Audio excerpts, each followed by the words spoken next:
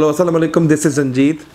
आज मैं आपके साथ एक ऐसा टॉपिक लेकर आया हूँ जिसमें मुझे लगता है कि अमीर हो या गरीब हो, फ़कीर हो या बादशाह हो, मुल्क का बादशाह हो या कोई भी ऐसा आदमी हो ज़िंदगी के अंदर, हर एक आदमी की ये ख्वाहिश है कि बस ज़िंदगी में मुझे बैलेंस मिल जाए। बैलेंस क्या? वो मेंटल बैलेंस भी चाहता है, फिज़िकल बैलेंस भी चाहता है, स्पिरिचुअल बैलेंस भी चाहता है और दुनियावी ज़िंदगी, मजाजी ज़िंदगी और आखिरत की ज़िंदगी भी बेहतर चाहता है। लेकिन बहुत सारी जगह पे गलती कर जाता है, वो बैलेंस नहीं कर पाता। बहुत पैसा होता है, ज़िंदगी से सुकून ख़त्म हो जाता है, लाइफ में बैलेंस नहीं है। गुर्बत है, गुर्बत में खाने पीने की अशिया नहीं है, पैसा नहीं है, लेकिन थोड़ा बहुत सुकून है ज़िंदगी में, लेकिन बैलेंस नहीं है। मैं आपको ज़रूर एक रेकमेंड करूँगा कि आप ज़रूर देखिएगा अलिफ अल्लाह और इंसान। बहुत ही ज़बरदस्त सीरियल है। उसमें रानी एक फ़कीरनी का किरदार अदा कर रही हैं और हमेशा हर वक्त दुआ करती हैं, बस मेरे पास पैसे हों और मैं पैसे पे घूमूं और पैसे मेरे कदमों में हों। जब वो सब चीज़ें उसकी मिल जाती हैं, लेकिन वो फिर भी वहीं खुश नहीं होती, क्योंकि लाइफ से बैलेंस ख़त्म हो जाता है। इसमें एक ट्रांसजेंडर है, उसका किरदार आप देखें। जब वो नाच गाना छोड़कर एक मेकअप आर्टिस्ट का काम करता है, लेकिन सब कुछ हासिल करने के बाद भी वो खुश नहीं रहता, क्योंकि उसके लाइफ में बैलेंस नहीं होता। निगार बेगम अपने मोहल्ले की सबसे अमीर तरीन औरत है, पैसे उसके कदमों में हैं, लेकिन उसकी ख्वाहिश क्या होती है? काश मैं एक फ़कीर नहीं होती, सुकून तो होता ज़िंदगी के, में इज़्ज़त तो होती। और बहुत सारे अच्छे अच्छे कैरेक्टर्स हैं, आप ज़रूर देखिएगा और मैं उम्मीद करता हूँ आपको ज़िंदगी में अपना बैलेंस ढूंढने में बड़ी मदद मिलेगी। जैसे ही आप ये सीरियल देखेंगे तो मैं समझता हूँ आप अपने आप से ज़रूर सवाल करेंगे, इस वक्त आप कहाँ खड़े हैं?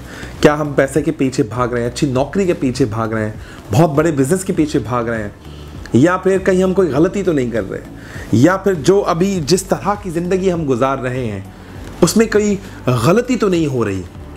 जैसे ही सीरियल ख़त्म होगा, 32 एपिसोड है सर, याद मैं गलती नहीं कर रहा तो 32-34 एपिसोड्स होंगे, मैंने तो यूट्यूब पे देखा, तो मुझे ये रियलाइज़ हुआ कि ज़िंदगी में बैलेंस जितना ज़रूरी है, उतना पैसा, उतनी शोहरत, उतनी इज़्ज़त या दौलत ये ज़रूरी नहीं है। तो इस बैलेंस में मैं आपसे एक स्टोरी शेयर करना चाहूँगा। There is Isophil Barne, she is one of the finest lady of her town and बहुत पैसा, इज़्ज़त, शोहरत, और मियाँ भी बड़े लैंडलॉर्ड हैं और इनको तो कमाने की ज़रूरत ही नहीं पड़ी, लेकिन मियाँ जो भी ये औरत इनसे मांगती तो मियाँ उनको ऑन द स्पॉट वो चीज़ें दे देते। लेकिन बचपन में एक आदत थी इनकी, कभी किसी से इजाज़त नहीं लेती और चीज़ें उठा लेती। स्कूल में गई, बच्चों की पेंसिल्स उठाई, कभी कॉपी उठा ली, कभी किताब उठा ली, किसी से पूछना नहीं है, क्योंकि बड़े रईस ख़ानदान में पैदा हुई। जब शादी हुई तो भी रईस ख़ानदान में शादी हुई, लेकिन बचपन में जब फॉर्मेटिव ईयर्स होते, जब बच्चे का दिमाग पूरी तरीके से तैयार हो रहा होता है, उस वक्त इनको किसी ने मना नहीं किया, इस आदत को किसी ने रोका नहीं, किसी ने टोका नहीं, तो वो आदत आहिस्ता आहिस्ता उनकी शख्सियत में शामिल हो गई। और साइकोलॉजी में इसको कहा जाता है इरिप्रेसिबल काइंड ऑफ अ नेचर, और अंग्रेज़ी में और साइकोलॉजी से जुड़ के इस टर्म को कहा जाता है क्लेप्टोमेनिया, यानी कि चीज़ें चोरी करनी है और किसी से इजाज़त नहीं मांगनी और इस पे फ़ख्र महसूस करना है। तो एक मरतबा ये आइसोबिल बारने किसी डिपार्टमेंटल स्टोर पे जाती हैं, वहाँ पर देखती हैं कि नए जूसेस आए हैं, तो एक कार्टन चोरी कर लिया, उसको लपेट लिया ताकि किसी से इजाज़त नहीं लेनी पड़ेगी और मैं तो लेकर जाऊँगी। फिर देखा कि वहाँ बड़े अच्छे चॉकलेट्स आए हैं, हालांकि चॉकलेट्स और कार्टन ऑफ टिन्स इसके लिए कोई मायने नहीं रखते, इतने पैसे इनकी जेब में, चाहे तो वो पूरा डिपार्टमेंट स्टोर खरीद सकती हैं, लेकिन वो क्लेप्टोमेनिया वाली आदत इनमें अभी भी है, क्योंकि बचपन में किसी ने रोका नहीं। वो भी वहाँ उठाती हैं, जैसे ही स्टोर से बाहर जाती हैं कैमरा में वो शो हो जाती है, घंटी बजने लगती है, इनको रोका जाता है, ma'am please set aside, we want to check you out, क्योंकि आपने 2 चीज़ें ऐसी उठाई जिसके आपने पैसे पे नहीं किए। ये औरत चीखती है, चिल्लाती, कहते मैं इसके 10 गुना पैसे ज़्यादा देना चाहूँगी, मुझे जाने दीजिए, ये मैंने गलती से उठा लिया। लेकिन आपने चोरी की है, चोरी में आप पकड़ी गई हैं। बहुत अमीर औरत और रईस ख़ानदान से इनका ताल्लुक़ है।